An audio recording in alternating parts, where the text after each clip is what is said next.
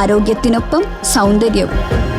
സമഗ്രമായ ആരോഗ്യത്തിന്റെയും സൗന്ദര്യത്തിന്റെയും പുതിയ തുടക്കത്തിനായി മട്ടാഞ്ചേരിയിൽ സ്ഥിതി ചെയ്യുന്ന ആയുർസ്പർശ് ആയുർവേദ ഹോസ്പിറ്റൽ നിങ്ങളേവരെയും സ്വാഗതം ചെയ്യുന്നു. കോതമംഗലത്ത് പട്ടയമേള നടത്തി. കോതമംഗലം, കുന്നത്തുനാട്, മൂവാറ്റുപുഴ താലൂക്ക് പരിധിയിലെ പട്ടയങ്ങളാണ് കോതമംഗലത്ത് സംഘടിപ്പിച്ച പട്ടയമേളയിൽ വിതരണം ചെയ്തത്. കോതമംഗലം ചെറിയ പള്ളി സെന്റ് തോമസ് പാരിഷ് ഹാളിൽ ചേർന്ന പട്ടയമേളയുടെ ഉദ്ഘാടനം റവന്യൂ ഭവന നിർമ്മാണ വകുപ്പ് മന്ത്രി കെ രാജൻ ഓൺലൈനായി നിർവഹിച്ചു.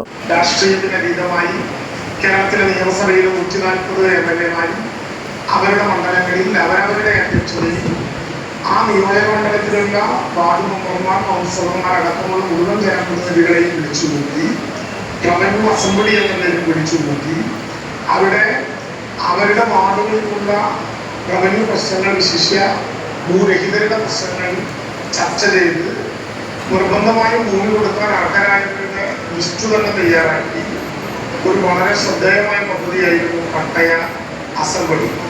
പട്ടയ അസംബ്ലികൾ 2 തവണ കേരളത്തിൽ കൂടുകയില്ല.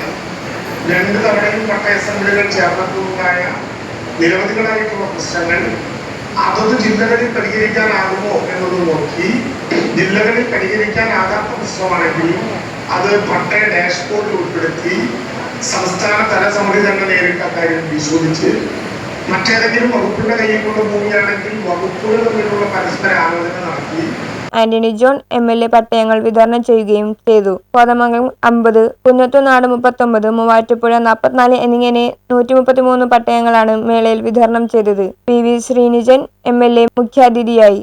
MPI chairman E Kesavan, block panchayat president PAM Basheer, Kothamangalam municipal chairperson Sindhu Ganesan, Vazhakulam ഗ്രാമപഞ്ചായത്ത് president Gopalakrishnan, CK, Kuttampuzha block panchayat അംഗം KK ഗോപി, കുട്ടമ്പുഴ സഹകരണ bank president KK Sivan, CPI ജില്ലാ അസിസ്റ്റന്റ് സെക്രട്ടറി ശാന്തമ്മ പയസ്, വിവിധ രാഷ്ട്രീയ പാർട്ടി പ്രതിനിധികളായ PT Benny, PK Moidu, NC Cherian, Manoj Gopi, Baby Paulose, Ernakulam deputy collector Vinod Raj, deputy collector LR Sunitha Jacob, Sunil Mathew, തഹസിൽദാർമാരായ Manjusha VS, മായ M, ബോബി റോസ് എന്നിവർ പങ്കെടുത്തു. സമയബന്ധിതമായി നടപ്പിലാക്കാൻ വേണ്ടി ശ്രമിച്ചിട്ടുണ്ട്.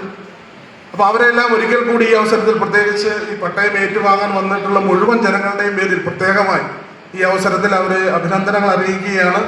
മറ്റു കാര്യങ്ങളിലേക്കൊന്നും കിടക്കുന്നില്ല. ഇനിയും ഒട്ടേറെ അർഹരായ ആളുകൾക്ക് പട്ടയം ലഭിക്കാറുണ്ട്. അതെല്ലാം തീർച്ചയായിട്ടും ഈ ഗവൺമെന്റിന്റെ കാലാവധിക്കുള്ളിൽ തന്നെ ആ പട്ടയം കൊടുക്കാൻ കഴിയുന്ന നിലയിലുള്ള ഇടപെടൽ തന്നെയാണ് ഇപ്പോൾ ഗവൺമെന്റ് നടത്തി മുന്നോട്ട് പോകുന്നത്.